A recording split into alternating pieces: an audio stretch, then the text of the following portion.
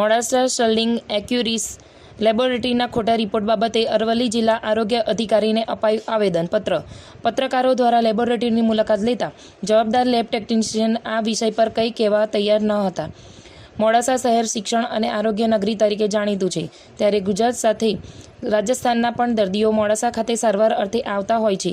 ગુજરાતનું છેવાડું ગામ વિજયનગરથી પોતાના બાળકની સારવાર અર્થે મોડાસા શહેરના મેઘરજ રોડ પરની દ્વારકાપુરી સોસાયટીમાં રહેતા રમણલાલ પટેલના પુત્ર દિવ્યને ટ્યુમરની તકલીફ 1 વર્ષથી હતી. સંજીવની હોસ્પિટલ મોડાસા ખાતે અમદાવાદથી ડૉક્ટરની નહુસ તાહિલિયની સૂચનાથી સ્ટર્લિંગ એક્યુરીરિયસ લેબોરેટરીમાં રિપોર્ટ કરાવતા 411.411નો ડબલ રિપોર્ટ આવ્યો હતો.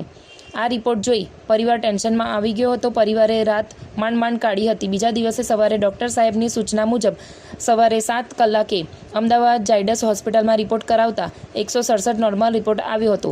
આ રિપોર્ટ જોઈ ડૉક્ટરે પણ પરિવારને સાંત્વના આપ્યું હતું અને ચિંતા કરવાની કોઈ જરૂર હતી નહીં. તમારા બાળકને કંઈ ન થાય ત્યારે મોડાસાની લેબોરેટરીના રિપોર્ટ પ્રમાણે જો બાળકની દવા થતી હોત તો કદાચ બાળકનો જીવ ગુમાવવાનો વારો આવી શકતો હોત. શું એક રાતમાં આટલો બધો રિપોર્ટ ફરક પડી ખરો? ડૉક્ટર સાહેબ ભગવાન કહેવાય, પરંતુ ડૉક્ટરો પણ લેબોરેટરીના રિપોર્ટ પ્રમાણે જ દવા કરતા હોય છે. શું આવી લેબોરેટરી પર એક્શન લેવું જોઈએ કે કેમ?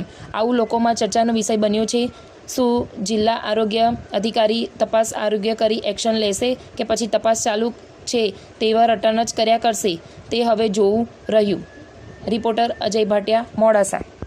મોટ પટેલ રમણલાલ હેમચંદ, ગામ જાલેટી, તાલુકો વિજયનગર, જિલ્લો સાબરકાંઠા, હાલ રહેવાસી મોડાસા, દ્વારકાપુરી ગોપી પહોંચમાં મારા પુત્ર દિવ્ય કલાલ ને ટ્યુમરની બીમારી 1 સાલથી દવા ચાલે છે અમદાવાદની ડૉક્ટર નવસર ઝાયડસ હોસ્પિટલમાં.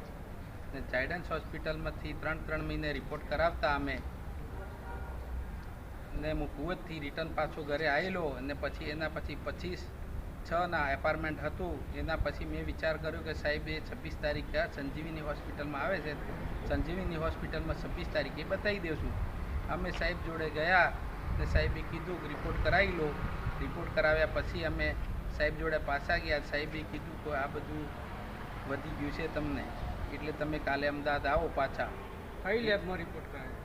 એક્યુરેન્સમાં સંજીવની હોસ્પિટલમાં અંદર. બરાબર.